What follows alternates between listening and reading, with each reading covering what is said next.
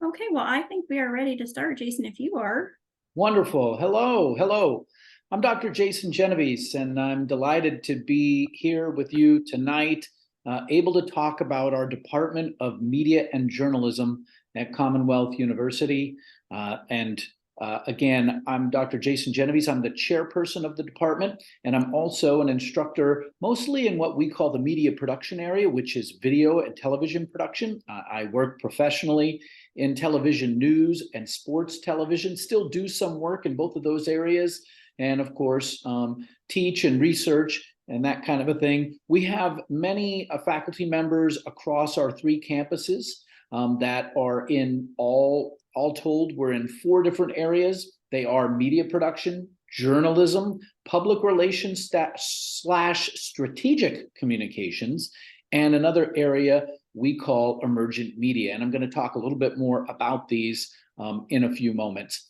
Go ahead, Marimoni, and take us to the next slide. So I want to talk a little bit about why it's such a popular choice of study for so many of our students. And it's not just students who have had a taste of, say, working at their television station at their high school, or working for putting the yearbook together, or a newsletter, or a newspaper, right? It's students who have a passion in many areas of technology, whether it be video, whether it be writing, whether it be other digital forms of media.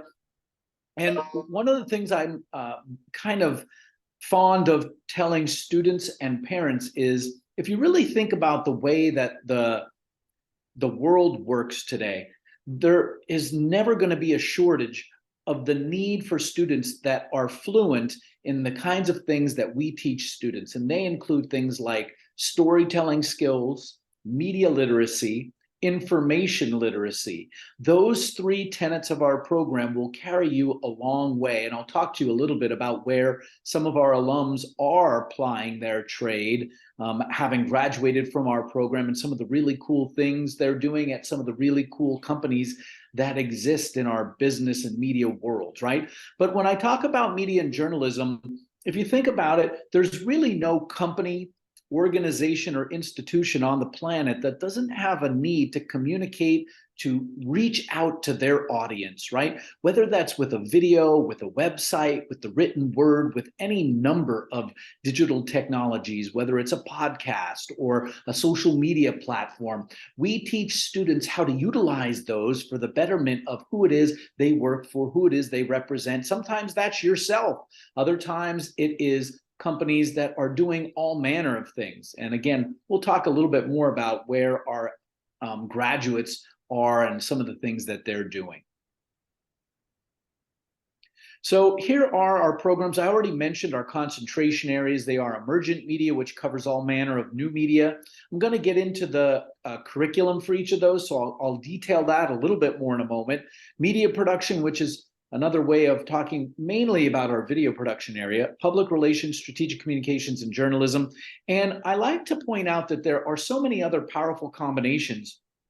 When you, if you're interested in graphic design, that's an easy match with what we do in media and journalism. That comes from the visual arts area. Creative writing from the English area. Marketing and professional sales.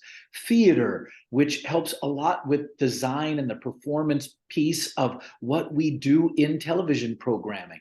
So there's so many ways. And really what you'll do is you'll work with your faculty advisor, who will help you decide on courses of study and other plans of study that'll maximize your education, so that what it is you aspire to do when you graduate, that you are fully prepared to go out into the real world and excel whatever that area, that chosen area of specialization for you is. So these are some of our foundation and core courses, which means everyone must take these classes, right? There's an introduction to the field of mass communication. You also must take a media law and ethics course and a research methods course. Those courses lay the foundation for research and the law that kind of constricts and determines what it is we can and cannot do when working in the media. The capstone course is for seniors as they prepare to go out into the real world. And then those other courses are the introductory course to the 4 concentration areas of our program. And then it opens up the electives in those areas, and you can choose to how to mix and match those, again, with the advisement of your faculty advisor. And they include the Introduction to Emergent Media course for our Emergent Media area, the News Writing course, which has been kind of renamed News and Democracy for the journalism area of our program, PR Theory and Practice for Public Relations, Strategic Communications, and Digital Video Production, which is the introductory course to our video production area. So media production coursework, these are some of the classes that exist in this area for you to be able to take them, right? And to enhance both your production skills, whether it be in our studio, which I would love if you haven't been to campus yet to come and see our studio. And right now we're kind of in a temporary space. We are having a construction on our regular building for a completely renovated brand new building, which will open probably in the spring of 2025. So students that were thinking of, say you're a senior in high school now, you're going to get almost an entire 4 years in a brand new building if you come to Bloomsburg University in our McCormick building and the Confer Media Center. We got a really generous gift from a radio station mogul, and we are putting together a beautiful piece of studio space and other labs that go along with it. But you would enhance your both your studio and field production skills, video editing skills, and our workshop classes in each area, they have special topics, so you get to study a little bit more. So in the media production area, it would be classes like sports communication. If you're into sports, it might be other areas like corporate communications, right? Or screenwriting and so on and so forth. And so they have specialized topics that you can dive into and immerse yourselves in greater detail. Emergent Media. Introduction to Multimedia really introduces you to web design. It's a skill that most students should leave school with. Podcasting and social media, right? Podcasting teaches you storytelling with audio and audio editing. Of course, social media. We have a lot of students graduate and go on to be social media managers and run social media for companies. So we teach about how best to do that. Introduction to Visual Communications is like an introduction to graphic design. We also teach social media analytics, which helps you to better understand the effective use of social media content for the purposes of reaching out to your audience. And there's the Emergent Media Workshop. The one we'll be teaching in the spring has to do with artificial intelligence. And we've got a lot of kids really interested to learn about what's kind of on the cutting edge in that area. And so our Emergent Media area really does deal with any form of cutting edge technology. Journalism, of course, we've got multimedia journalism, which enables students to kind of teach to learn about journalism in more of a multimedia setting, which is becoming more and more common for journalists today. Storytelling for journalism is more of a feature writing type of bent toward journalism. Advanced news journalism just helps those people who are really interested in becoming reporters and editors to take their skills to another level. There's the workshop in journalism, which may deal with sports journalism or other aspects such as corporate journalism and environmental journalism and so on and so forth. In print, publication for concept design helps students to learn how to actually put together something like a magazine or newspaper from a layout and design perspective. Oh, sorry, I went one forehead. There you go. And finally, public relations, strategic communications. We've got a public relations tactics course. You have to learn how to write. You have to be a great writer to work in basically any area of media and journalism. Strategic communications, again, is more about how do you put together an effective campaign for whoever it is you represent, right? The strategy and the planning and the research that goes into that. There are workshop courses, again, that deal with all different, all manner of different types of topical areas of public relations. And cases and problems, again, goes into specific cases where how did a company handle their situation? What did they do well? What didn't they do well? Again, trying to help students understand the full breadth of what exists out there so that when they go out into work in this field, they have a great background that enables them to apply the most effective approaches to their jobs. And so one of the things that is extremely important if you're going to major in media and journalism is to get involved with campus media organizations, right? This is a very much a professionally based field. And so in addition to your coursework, honing your skills at one of our campus media organizations is paramount. And I can tell you this, our students who do get involved early on in their academic careers, they inevitably are the students who get the best internships as well as the best jobs upon graduation. And a big part of that is because those companies understand that you're going above and beyond your classwork to really work on what it is you want to do when you graduate, whether it's working at a radio station like WHSK, working on television broadcasting programming like with our National Broadcasting Society, right? Which kind of combines with our BU Sports Network, BUSN, to put on live sporting events and other campus programming. We've got a campus newspaper, The Voice, for aspiring journalists. BU Now is an online content site. The Public Relations Student Society of America is our PRSSA chapter. Students interested in public relations, go ahead and learn and even do campaigns for organizations on campus or in the community to help, hone their skills in the areas of strategic communications and public relations. And we also have an in-house production company, which means that we work on projects that are longer form documentaries and things like that. So people who want to put together, want to shoot and edit stories, we get our hands on that kind of content in that Maroon and Gold Productions, as it's called. It's an in-house production company. So again, just touting the importance of professional experience, ways in which you can gain that in order to best market yourself and present yourself to employers when you get closer to graduating through an internship, right? Getting an internship where you are in that company and you're actually doing important work from them, to be able to put that on your resume is really, really valuable.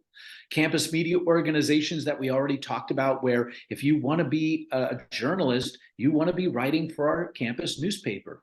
If you want to be a play-by-play announcer, getting involved with NBS and BUSN are great ways to hone your skills in that regard. And the list kind of goes on, right?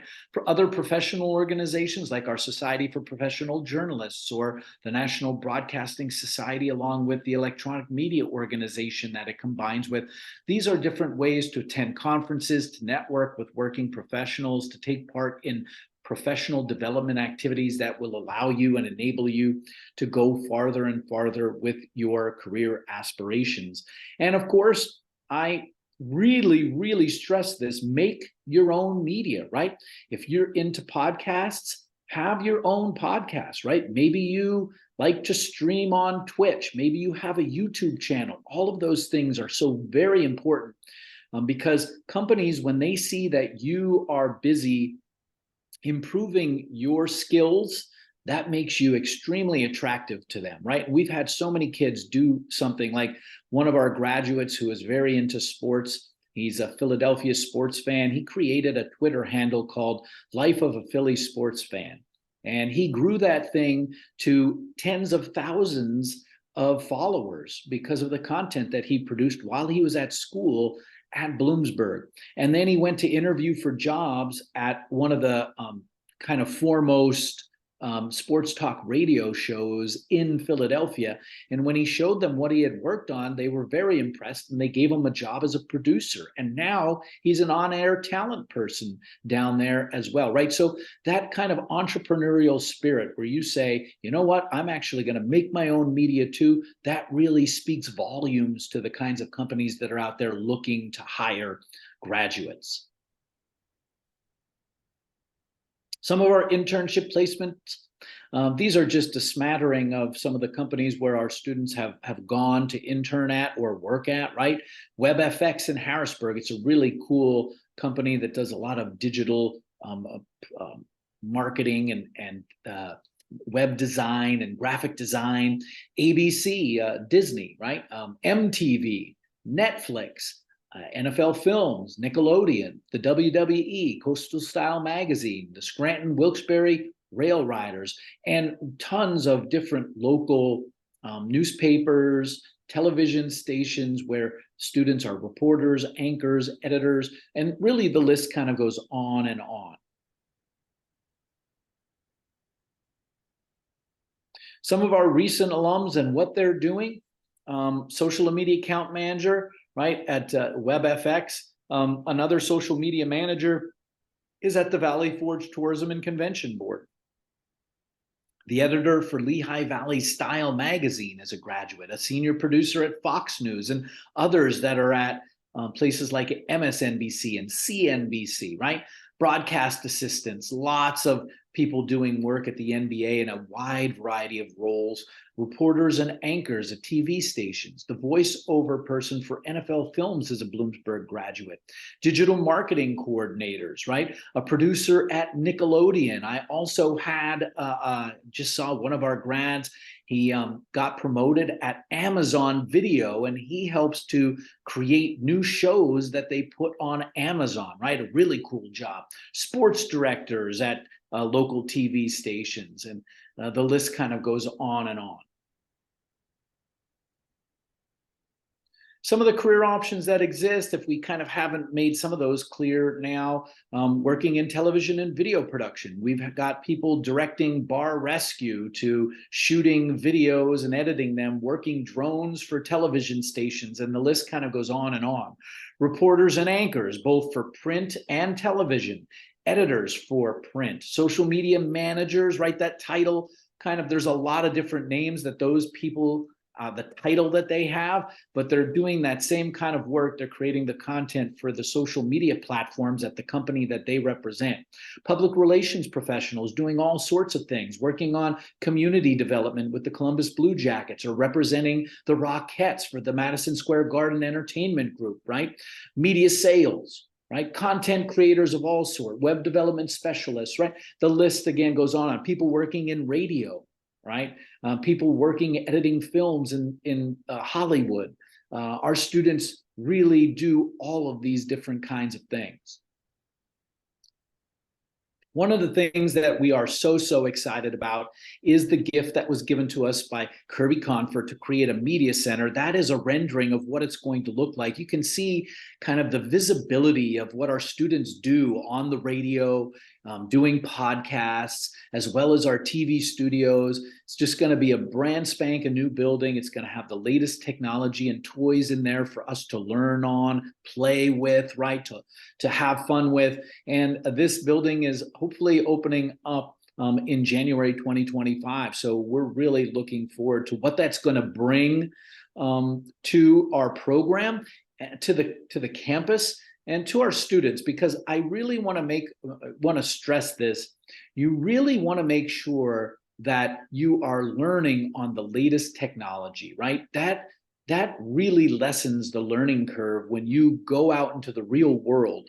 If they don't have to train you on the latest technology because you're already very familiar with it, that is only going to make you much more marketable to whoever it is you're interviewing with, right? And so we get told this time and time again that students, because they know the technology that exists in so many of these television stations and other kinds of studios and companies, when they are fluent in that, it really speaks volumes about what they're capable of, and it gets them the job. And so I really urge you to make sure that wherever it is you're looking to go, you make sure that they do have those kinds of things. Again, our Confer Media Center will certainly be stock full of them. We also on campus we use Apple computers, and the entire campus is equipped with the Adobe Creative Suite. And so those applications really allow us to do so many fun things, whether it's using real-time motion graphics, editing video, editing audio, putting together websites. The list kind of goes on and on and on.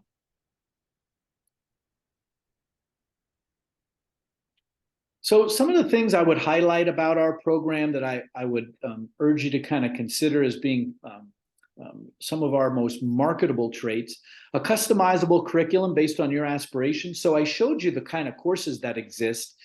So what you would have is, if you wanted to be an anchor or reporter on television, as your advisor, I would tell you to take journalism courses and media production courses, because the combination of those two, learning journalism and learning the television side of things, is going to best prepare you to be in that role when you graduate, right?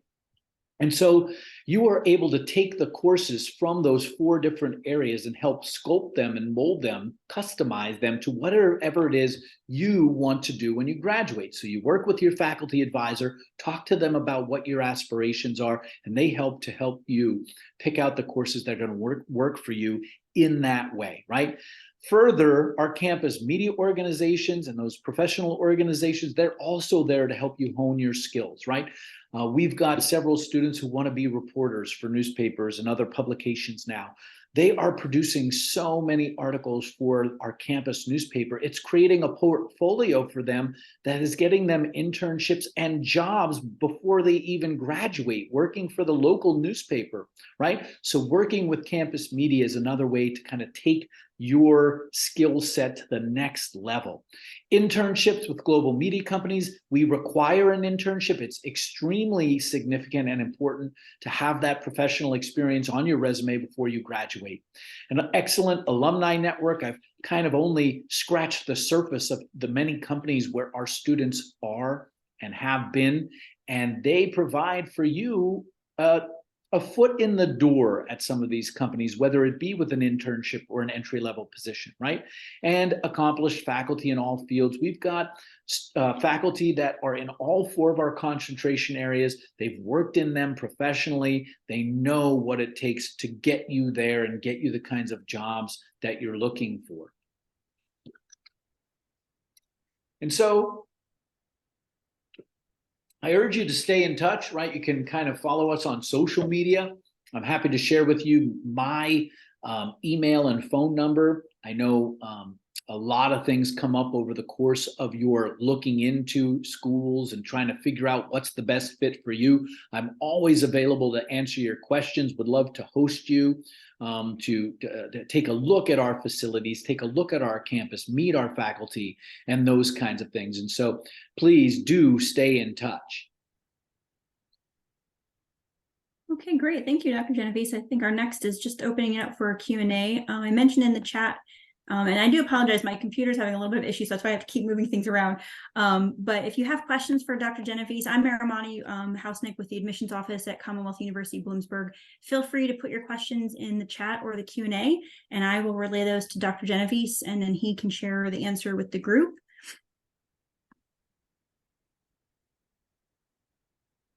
Any questions at all? It can be about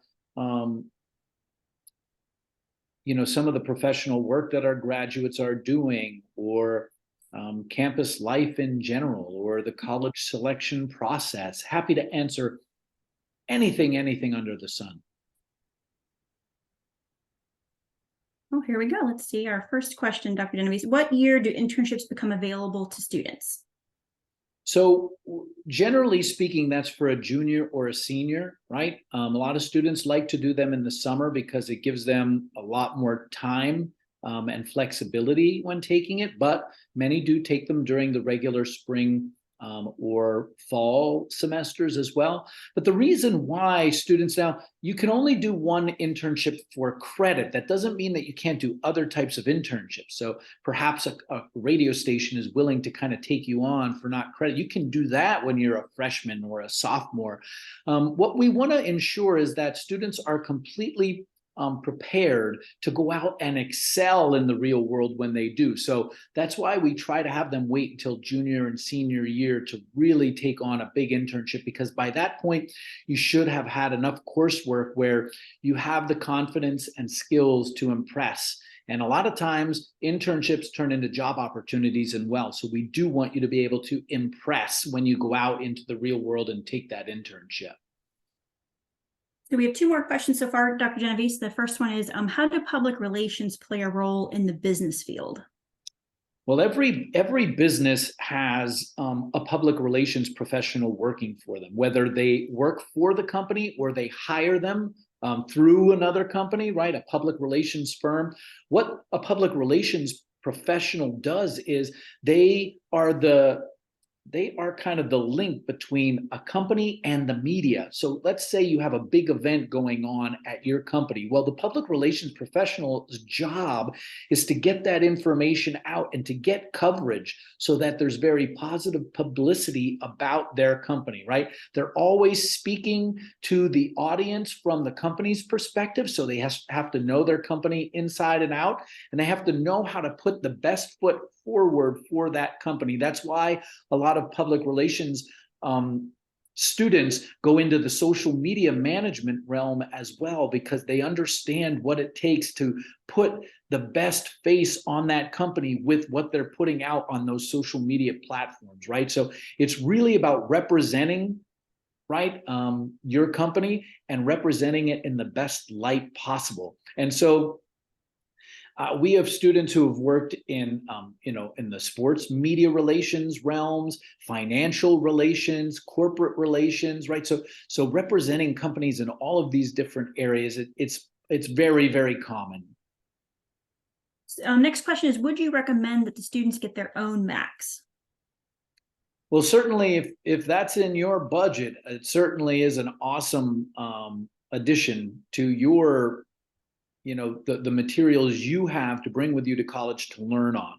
It is not required, because we will have in our new Confer Media Center 2 Macintosh Apple labs, right? So when classes aren't being taught in there, there are open for students to be working on the many projects that they'll need to produce via the Adobe Creative Suite and using computers on, right? So if you want to be able to kind of work on, your stuff in your dorm room or at home, like on your off-campus apartment during the course of your academic career here, absolutely. It's a nice little perk to have your own. However, it is not something that we say is required.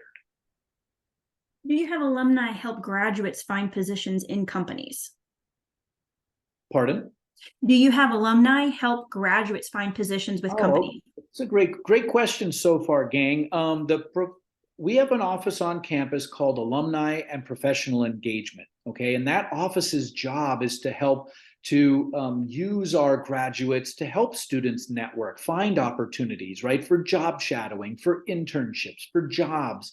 They create all sorts of events that enable students to go and meet these people, career fairs and career expos, and so that we have an entire office dedicated to trying to kind of match you with people that are out there in the kinds of jobs that you want to get. And of course, your faculty know a lot of these people too, right? Like I've been here for 18 years. I've had tons of my students graduate and go on to work everywhere under the sun. And I still keep in touch with them. I love to hear about their successes. I love to hear about the places they go and the things that they do. And so if you tell me my dream job would be at NFL Films, I would reach out to Enrique Josephs and say, hey, EJ, you think you can talk to my buddy and one of my students here and talk to them about what they could do to get an internship at NFL Films? You bet, Dr. G. And that's kind of also another way that we put students in touch with people that can help them get to where they want to go. We have 2 more questions so far, Dr. Genovese. The next one is, does this help with voice acting for cartoons or video games? Well, sure. Yeah. I would urge anybody who wants to be in the performance area, I would urge them to be on campus radio, perhaps host their own podcasts, right? There are 2 minors that pair very nicely with media and journalism for this. One might be theater, right? Theater production minor. And there's also a music technology minor where you learn a lot of performance-based things as well, right? So absolutely. And we've got students that are doing the hosting of our live sporting events. So they're gaining performance skills. So there are definitely outlets for you to hone that important skill. And the final question so far, and we'll leave it open for a little bit to see if we have any other last minute questions, but does Bloomsburg have a drama club or any acting programs? Oh, absolutely. Yeah, and I can put you in touch with the director of the theater program, Ethan Krupp, who a lot of our students, they understand how great the crossover is between video and theater, and absolutely that there are opportunities there, and they really do prove valuable for students. And I did put both Dr. Genovese's and Ethan Krupp's email in the chat. So if you want to reach out to Dr. Genovese directly at any point in time, please feel free to jot his email down. And also with Ethan, I actually just sat in recently with the theater major showcase day that we had on campus, and they have different tracks that students can pursue even in the minor. A minor is 6 courses, so it's basically 18 credits for a student to pick up. So it's easy to incorporate into your curriculum without an overload of courses. So you can do, like Dr. Genovese just mentioned, production, there's performance, and then you can even do an integrated version of both for a minor as well with the theater program. The theater program is very flexible, as you heard also with media and journalism. So if that's something that student is interested in, even if it's just a personal interest, you have a lot of opportunities to join and participate. We'll leave it open for another minute or so. You guys asked some amazing questions. So great job for asking Dr. Genovese questions. I actually have a question for you, Dr. Genovese. When do students start to be able to play with all of these fun toys that you have in terms of the facility? And does it start first year, or do they have to wait? Kind of talk them through the projection of that time. That's a great question. And because I know that not every university allows freshmen to work with the technology, but you have access to all of those things from your freshman year on. The best way to gain entree to them is, of course, in the courses that you may take, such as like digital video production, but also if you join up with BUSN, our sports network, or the National Broadcasting Society, that is another opportunity for you to get your hands on that technology and produce things with it, and just have a lot of fun with it. Because yeah, that's what I'm the advisor to our National Broadcasting Society chapter, and those students just have so much fun producing videos. Whatever it is, it's just a passion of theirs, right? And they're able to kind of learn and chase that passion. It's really fun to watch, and it's really fun to see where they go with that kind of a thing afterwards. But absolutely, you get to put your hands on the technology right away. And I do think that's another good question to ask when you go to certain schools, to find out how good their technology is and how quickly you're able to learn on it. Great, thank you. Do we have any last minute questions before we end the program? If anyone has any others, if you've had time to hopefully take note of Dr. Genovese's email address. Is that Hannah? Are you here? Hannah from Minersville? Is that you, Hannah? I'm also going to put mine in the chat in case anyone has any questions for admissions. Feel free to reach out to me as well. I'm happy to help you through the process. I'll put that in right now for everybody. Happy to answer any questions you have now. I know sometimes the answers or the questions come to you later on. I'm always happy to kind of follow up and help you with any part of the process that you wish.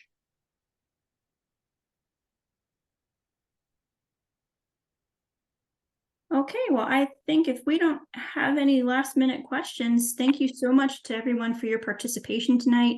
Dr. Genovese, thank you so much to you as well. Pleasure. And I hope everyone has a great evening. Oh, wait, we have a question here. Oh, great. How many people are in classes? Another excellent question. So most of your major classes in the Department of Media and Journalism will be about 20 students, maybe 20 to 25, often less. There are a couple of larger section courses. Those would be like the intro general education course, right, where there'll be a larger number of students, but the majority of your major courses, your electives, are much smaller. Our studios don't hold a ton of students. So it really, our Apple Labs and our TV studios, they don't hold a ton of students. So it ensures that you get a very high faculty to student ratio in those classes. That's an excellent question, because you certainly don't want to kind of get lost in the shuffle. That doesn't happen at Bloomsburg University. You get very a lot of individualized instruction and feedback on your work and on your projects. Right now in my advanced video editing class, I've got 15 students, and I'm watching their final projects, and I'm able to give them very detailed feedback. I think that is certainly a draw and a valuable thing to know before you go into a program. Am I going to get afforded that kind of attention by my teachers, by my instructors? That's another great question to ask, no matter where you're looking at. I think that's a great point, Dr. Genovese. My son, everyone, is a freshman at Bloomsburg this semester, and he's in a smaller program as well in terms of number of students. And faculty knowing who he is and his name is really making a difference in terms of how engaged he is. And so really, no matter what major students are in, you're assigned a faculty advisor. They're going to get to know who you are. You're going to get to know faculty in your departments, especially because you're spending so much time, not only in a lecture class or what have you, but you're spending time in a studio, you're spending time doing the work that you're learning about. And so that creates these connections that you're going to have with faculty from not only the time that you're a student, but even when you graduate. Dr. Genovese mentioned that he helps students get connected with alumni. So even that connection after you leave Bloomsburg is just as important as when you're a student, if you're looking for a job or going to graduate school or whatever that may look like. And so Dr. Genovese knowing a name of a student in a class versus their number, 1, 2, 3 in classes, it does make a difference in how students interact and how they learn. Yeah, you'll be assigned a faculty advisor, and you'll meet with that faculty member at least once a semester.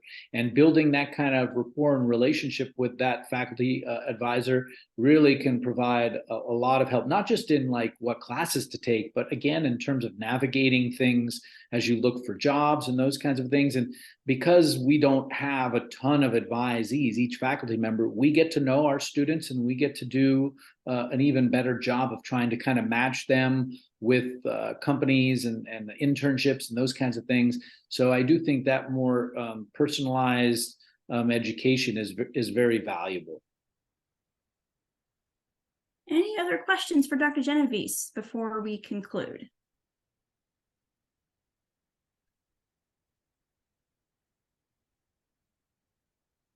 Okay, I think we're good. Well, again, thank you everyone for joining us this evening. Great questions. Dr. Genovese, again, thank you so much for your time.